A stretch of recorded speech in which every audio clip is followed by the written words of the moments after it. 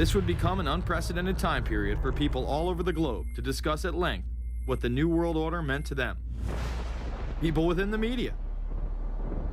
Does anybody want to talk about the New World Order? Is there a New World Order out there, or is this a vision that exists in the... He does have his vision, there's no doubt about that.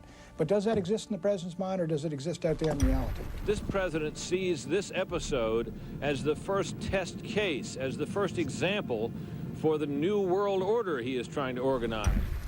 Some people have called it the New World Disorder, and there's a lot of truth to that.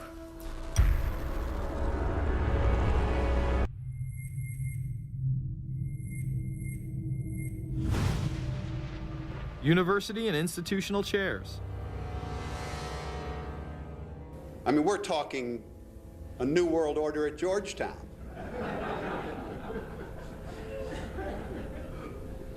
And we'd like to be very much a part of it and continue to live.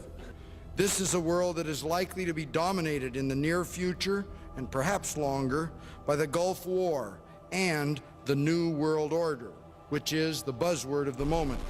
So the secret of a New World Order, and at this point it's just a slogan, but it does have some historical background in terms that orders have succeeded each other over time. The secret of this is to learn how to use coalitions. We are effective in the United Nations. People within government. George Bush has invoked a New World Order without enunciating a new American purpose. The president has still failed to articulate clear goals for our nation's foreign policy in this new age. I find the term New World Order very revolting, and just not only historically but politically today. I think Harding is absolutely right, and the actions of the administration just after enunciation of the New World Order put the lie to the fact there is any real substance behind what they say as New World Order. The first act of the New World Order was A, to make war, and then B, was to sell arms all over again. Is there a New World Order? We know certainly that George Bush has copyrighted the term at this point. In the aftermath of this war, though, is it an empty vessel into which something will be poured? Is it the appropriate term to use? Is it going to be a New World Order, or will disorder be just as significant in this process as we look ahead? Let's start with Madeleine. I think that we have, in fact, kind of had this term thrown at us, and many of us have not liked it, partially because of the previous historical connotation, and partially because I think it doesn't really deal with the way the world ought to be or is at the moment. But we are far from seeing a world order, and I'm not sure that it is in best U.S. interest to have a new world order in which we are the policeman. While many began to become critical of this order, the term began to evaporate into the background. We are very, very skeptical of an international order if we are not sure how the rules will be made, because thus far the international order has been made with rules that we had no input into and that affect us, and even when on the few occasions when the rules will seem to favor us, then they get changed. A unipolar world, a world of one superpower, may be quite dangerous for us. The New World Order under the United Nations would mean, among other things, an end to our God-given rights given us and secured by the Constitution. The New World Order, which now has been called by some the New World Disorder, and by some people on the more liberal persuasion, the taking over of the world by the Council on Foreign Relations, the Trilateral Commission, and the UN to put us all in slavery. But what are these organizations? Who founded them? And what are the stated goals of each? Before we begin with the Council on Foreign Relations, let's delve further into history to understand roundtable groups and their origins. Its roots go way, way back in history, and they go back to the formation of a secret society, a secret organization that was created by Cecil Rhodes, a very powerful and very wealthy individual. And people have heard about him in history, and they know about the Rhodes Scholarship, and they think, well, isn't that nice? That they don't understand at all what that's all about. Cecil Rhodes, when he died, left his great fortune not to his family, not to his heirs, but for the creation of a secret society. And we know about this because There were some people very intimately involved with this organization who wrote about it. One of the best authors on this topic is Professor Carroll Quigley.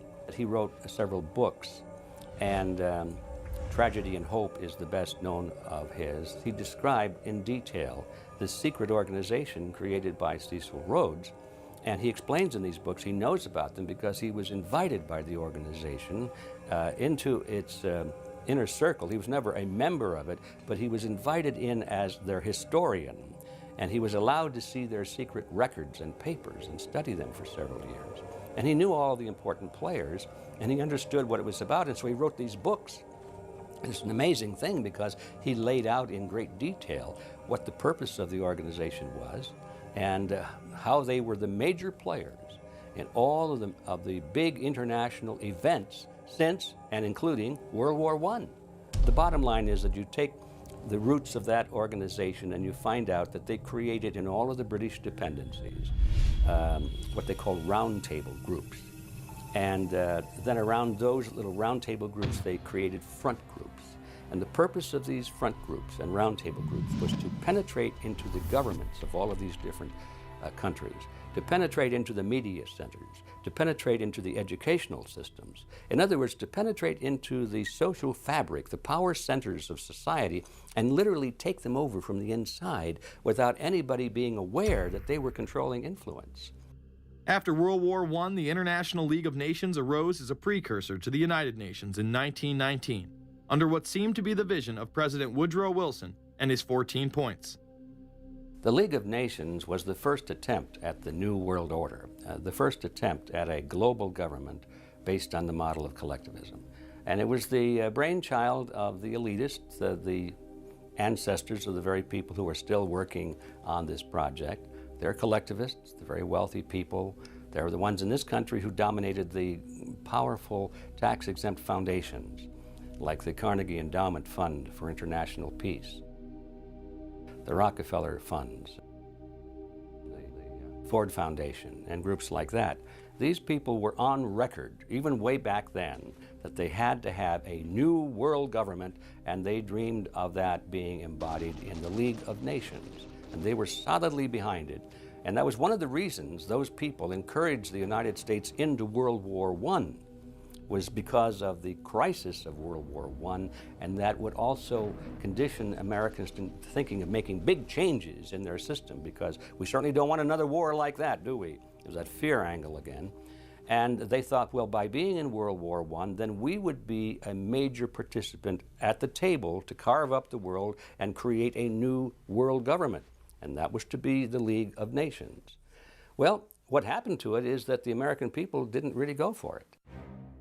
Wilson was aware of the elite and their control over society. In his book, The New Freedom, published in 1913, he discussed such a group. Since I entered politics, I have chiefly had men's views confided to me privately. Some of the biggest men in the United States, in the field of commerce and manufacture, are afraid of something.